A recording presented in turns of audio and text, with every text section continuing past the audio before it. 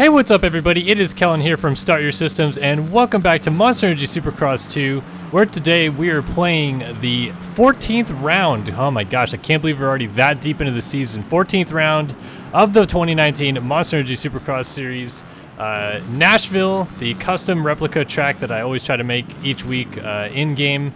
A couple things with this track, as per usual, that were a little difficult to make that couldn't make perfect, I would say. In the first rhythm section, they had like this weird like step table thing, and then the way that they actually built the jumps were a little bit different. So you'll see when I go through it that it probably doesn't actually work out as well as I'd hoped. But you'll see what I mean. And then this section, it's really hard to actually jump down into here and then do the quad all the way over the table. And of course, I'm going to do it first lap. But you know, that's what they were doing the entirety of the race. So just a couple things to look out for as I play this track and go over the bars viciously on a jump right there. But yeah, these videos every week I do them to discuss what happened in real life, all the chaos, all the fun, and this late in the season there's a lot of chaos to talk about in terms of the championship. A lot of this build up this week going into what's going to happen, the beef between Muscan and Webb. Is it all going to hell between them and at the Baker's factory, and things really turning negatively? And man, we were about to see whether or not things were good or bad between the two of them as they both started 1 and 2 in the main event. But hold on, let me back up first actually. Let's go all the way back to the heat race and talk just a tiny bit maybe about how Cooper Webb dodged a gigantic bullet in Nashville that really could have maybe not cost him the championship, but really not given him the same night that we ended up seeing out of him. He decides to, in the rhythm lane, after the second corner, like double single out and then like single and jump way to the inside of the rhythm lane at the very end, and everybody has been like doubling into the corner and hitting the berm all day, which is what Mike Alessi elected to do. And Webb just got absolutely plowed into by Alessi, ran over, Alessi went down, Webb went down, and it put Alessi way back. And you know, I hate to see riders go down and get hurt, but Alessi got a gigantic mulligan out of Ronnie Stewart and Tyler Enticknap hitting each other 2 straightaways later and causing a red flag to come out, because it had been really interesting to see Webb with a potentially damaged bike and having to charge through the field and maybe not get a great gate pick for the main event, even if he did qualify out of the LCQ, and how that would have, you know, fared for him. Instead, he gets a mulligan and makes the most of it. You know, whole shots gets passed by Savacci, and Savacci ends up winning the heat. But still, like, he dodged a gigantic bullet in the heat race. And you know, shout out of course to Ronnie Stewart and Tyler Enticknap. Hope they're both doing okay. Sounds like Stewart actually had a concussion, but no further real damage. They were concerned maybe about some bruising of his lungs, but that doesn't appear to be the case. And he had no broken bones, which is crazy when, you know, you get carted off the track, that he was able to, you know, not have any massively serious injuries. Tyler, on the other hand, does sound like he got a little bit more messed up. His brother Adam, who everybody knows, 7 Deuce Deuce, posted that I think he had some broken bones, and I think he had a collapsed lung, if I remember reading correctly. I don't want to be wrong on that, but if I remember correctly, I believe that's what it was. So hopefully they're both going to heal up and be okay. You never want to see that. But as I mentioned, it did really kind of make a golden opportunity for Webb to turn around what was going to be a pretty bad heat race and set him up pretty bad in the main event for a bad gate pick into, you know, 3rd or 4th gate pick at the worst. And you know, obviously that worked out well for him in the main event because he hole shot. So he hole shot.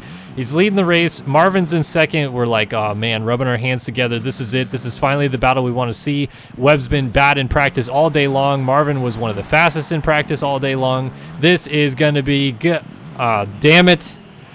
Marvin crashes in the whoops. The Achilles heel of Marvin's entire Supercross career jumps up and bites him on the second lap of the main event. And it was so weird the way he crashed too, because Marvin, you know, normally he's really good at jumping through the whoops. So he decides to, you know, 3 in, and then I think he was trying to go 3 and then jump 2 or 3 or something. I don't know. He was trying to set something up through that whoop section right there. Ends up kind of casing the 3 in, getting a little off balance, doubles, and then immediately like goes over the bars into the next jump. Didn't get hurt or anything, rolled away from the bike, but you're still like, oh man, if we could have seen this race and the chaos that would have went with it, like, oh, it would have been so good. But instead, Cooper Webb ends up kind of dodging another bullet from Marvin, who either would have, passed him aggressively, or at the very least was going faster than him at the beginning and would have gotten the lead from him, at least in my opinion, whether he did it dirty or not. And Webb goes away unscathed.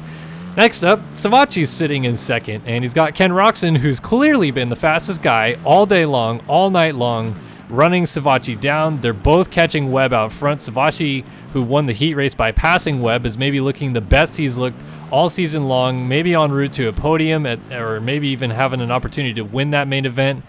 And Savachi in the corner I'm going through right now tucks the front wheel and dives his shoulder into the ground. Looks like he dislocated his shoulder in the crash. And Roczen, who was right behind him, has nowhere to go, slides in between Joey's tire and swing arm. Front end tucks on the Honda. Roczen ends up falling up and over the top of the berm and can't get going right away because all the guys are jumping into the corner and have nowhere to go. So Roczen's standing on the backside of the berm waiting to try to come over so he can get back on his bike. And the whole damn field goes by, and Ken Roczen has found, I'm not kidding you, every way he can imagine to lose these races at this point. I am absolutely gutted for the guy because he's not going to win this championship this year, but golly, man, I want to see him win one race before this thing is over. He's been close like 4 or 5 times and had something stupid happen this year, and can't count out the 2 or 3 times that he almost won a main event last year before he got hurt. So I'm telling you, man, the luck is going to swing his way eventually, I feel. Like he has had way too much bad luck recently. It's going to start turning good for him, I feel, before long, because you can't just have this consistent string of bad luck, I feel like. It's unbelievable. And then we're talking about luck, and on the other hand, again, Webb kind of dodges a bullet. Those are probably 2 guys that, at least Kenny, but maybe even Joey, probably would have beat him at Nashville. And, Webb gets away from them, and Joey's out for the night. Doesn't sound like he's going to be out for the season, just dealing with that dislocated shoulder and hopefully trying to get it a little bit better. Whether or not it will get better, not 100% sure, but he seems to think that looks like it's going to be okay. And then Kenny got back up and remounted and charged all the way back up to 8th from pretty far down. So good ride out of Kenny, but he had his handguard was messed up and some other things probably damaged on the bike from getting ran over by a couple guys. Like, again, just, man, I'm starting to feel for Kenny at this point. I love Roczen. He's a great dude, and I really want to see him win one of these things just once. I mean, come on. It's going to happen, right? Like, I can't keep thinking it's going to and it not. It's going to work out his way eventually, I feel. But then, yeah, so let's talk about Eli Tomac for a second, who continues to be the never-ending anomaly. And, of course, as I talk about him, I find him on the racetrack. Eli Tomac has a pretty decent day qualifying. I think he was 3rd fastest behind Roczen and Dino again.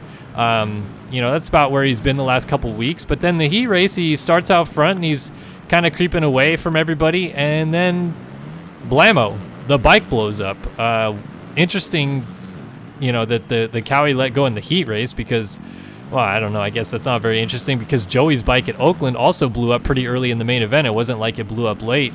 So Kawasaki blows up and he goes back to the pits. They change everything. They said on the broadcast, they changed everything, a completely brand new motor in and all that business. Comes back out and honestly, in my opinion, I didn't think it looked great in the LCQ. Like against a bunch of guys that are on not factory bikes, I thought for sure he'd hole shot that race.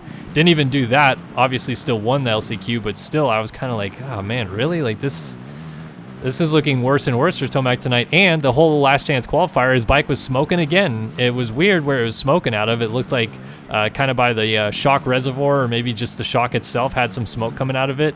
And that's a pretty weird spot for a bike to smoke. Although I guess maybe what could have happened is there's just like some oil dripping out of the header and causing some steam or what have you. Either way, the smoking issue that they had didn't fix itself for the main event. Like 3 laps into the main event, his bike was smoking again in the main, and it seemed to kind of progressively get worse. Like I felt like by the end of the main event, the bike was like steaming just around like the whole track, and yeah, man, I was really nervous that the bike was going to lock up on a jump or something like that and really cause some big problems for Eli. And I'd got to imagine that this is very concerning to him. We've heard Eli has had some struggles with the Cowie this year. Obviously, Mike Williamson being let go was kind of a telltale sign that maybe Eli wasn't gelling with the bike, and, you know, butting heads with the chief mechanic kind of caused some turmoil, and Williamson leaves. And Williamson has said, no, it wasn't anything to do with Eli. I left on my own, but we all kind of seem to believe that's not the case.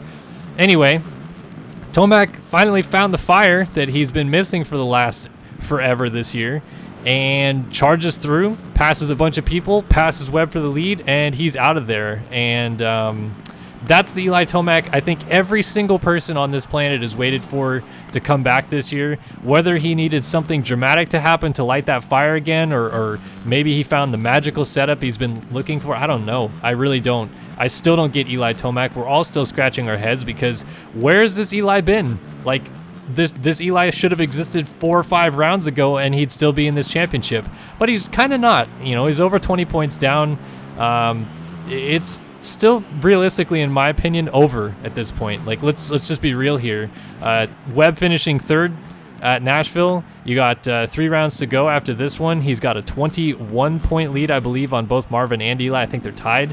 I'm about it. You know, I'm about there. I think this is over. I mean, at worst case scenario, he finishes 4th the next 3 rounds and still wins the title, even if Tomac wins out. Or I guess they would tie at that point, but I don't know. I don't feel like Tomac's going to win out per se.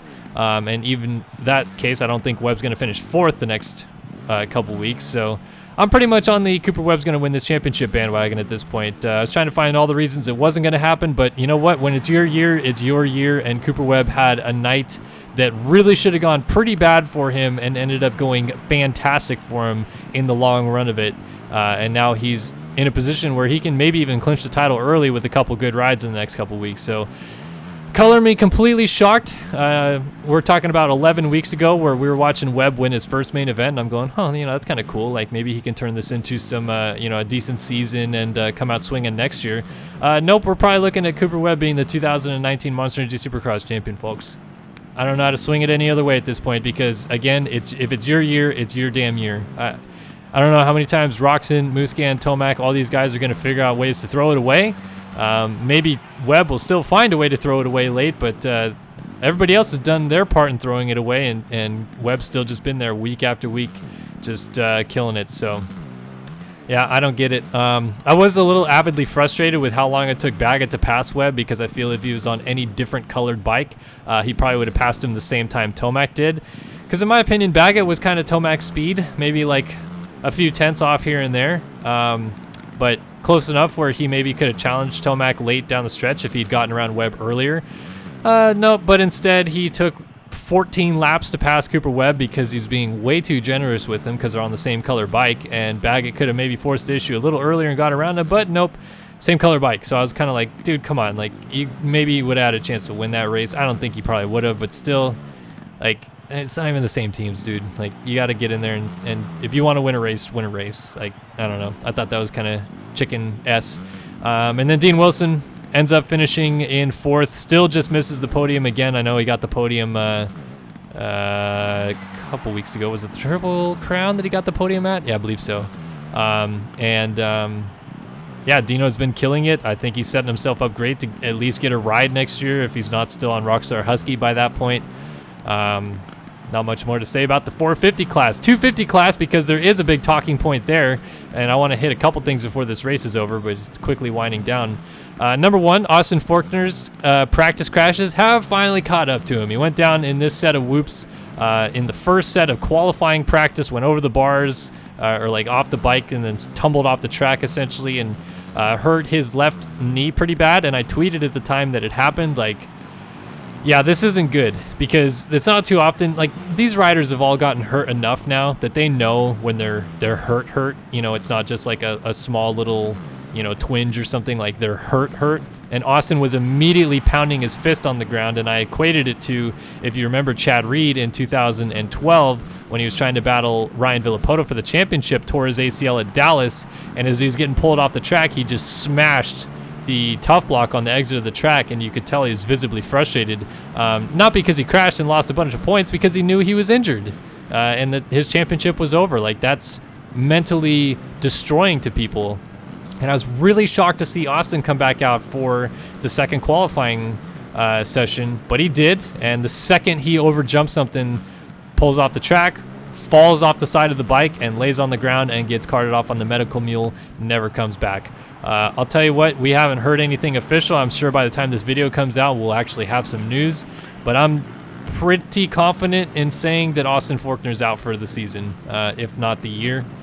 With a torn ACL, torn MCL, something in his knee, because you don't see guys do that with that much, visible strain of some kind without them knowing that they're actually pretty badly hurt. And I would feel that if Austin felt he could line up at all on the gate and try to race that night, that he would have. I just feel like he's a guy that has always tried to ride through his injuries, and I didn't think that when you're leading a championship, missing an entire round was a good call. So, wow, I can't believe it, but I don't think Austin Forkner is going to win this championship, because I think he's going to be out for the year. But hopefully I'm wrong. I hope he's okay, because he's been clearly the best guy, and we've been talking about whether or not he's going to have this perfect 250 East series.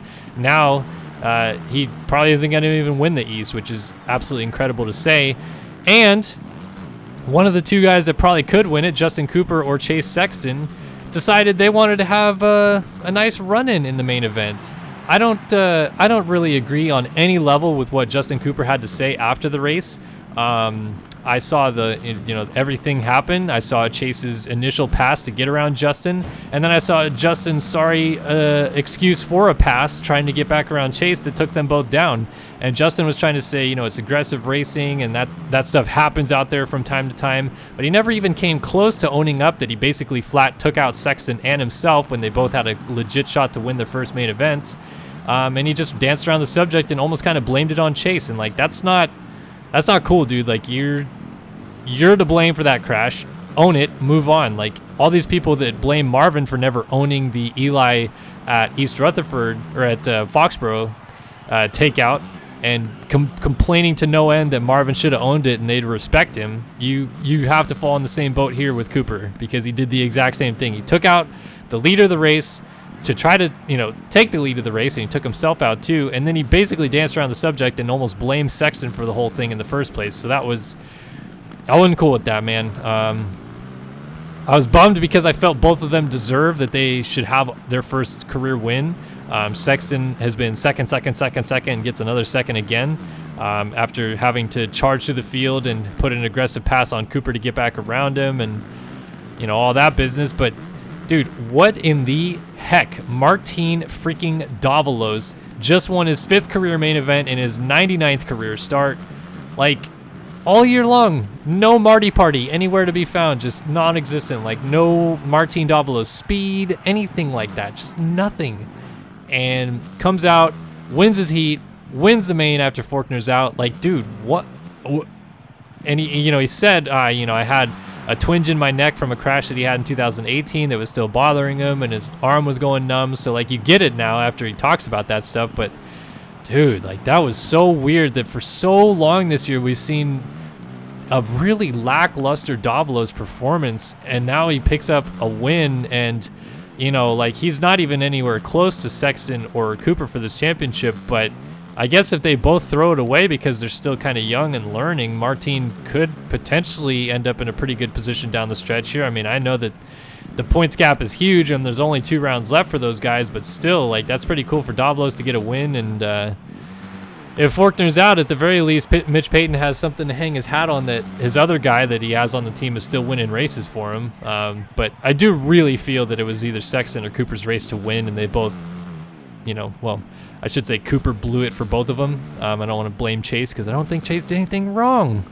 But I digress. So this 250 championship, I feel, as I said, with Forkner potentially being hurt now, is really kind of wide open. Like, if you take Forkner out of the equation, like, yeah, Sexton is technically 3 points down in the championship still, but if you assume Sexton's leading the points, he's only got a 4-point lead, I think, on Justin Cooper, who now is probably going to ride, over his head, I feel like, to maybe even win a championship, and only his second season of Supercross, really his first full season, because he's only raced like 10 races in his career.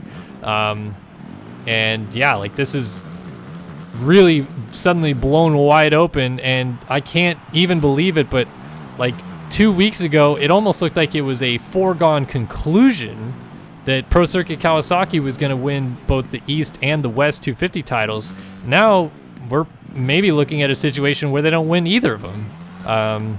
If Forkner is really hurt, I don't think that there's any way Davalos comes back and wins his title for them. So someone not on a PC Cowie is probably going to win the East. And seeing Cirillo's had a couple of bad rounds, or had a bad last race at the Triple Crown, has the points lead down to only 5 over Ferrandis, who's won the last 2. And if Ferrandis wins out from here, then Ferrandis is the 250 West champion, and then Mitch gets nothing after having guys basically dominated the Supercross series. That would be, I feel like, kind of incredible and honestly sad, because Mitch is a really good guy, really hard worker, and he tries to put a great program out there, and I don't feel like it's really fair that these things have just been kind of getting ripped away from him recently. And he looked like he's in such a good position to get those wins again this year, and looks like it might all come to pass again. But who knows? Maybe Cirillo survives, and maybe Forkner isn't as hurt as I believe he is, but I don't know. Looks pretty bleak, at least for Forkner. And yeah, that's a synopsis of Nashville, the Supercross. First time in Tennessee for the Supercross series. And I thought it was a pretty eventful night of racing. Great stuff to watch. And again, hope that Ronnie Stewart, Tyler Enticknap are okay. Austin Forkner's okay. And, I hate seeing guys hurt. Never want to see that. And I'm sure that everything will eventually work out for those guys. But thanks again so much, everybody, that clicks these videos, watches them. Hope you guys enjoyed it. Be sure to try out this track, SYS Nashville 19 on the PC. And I'll see you guys in all of our future videos here on the channel. So long for now.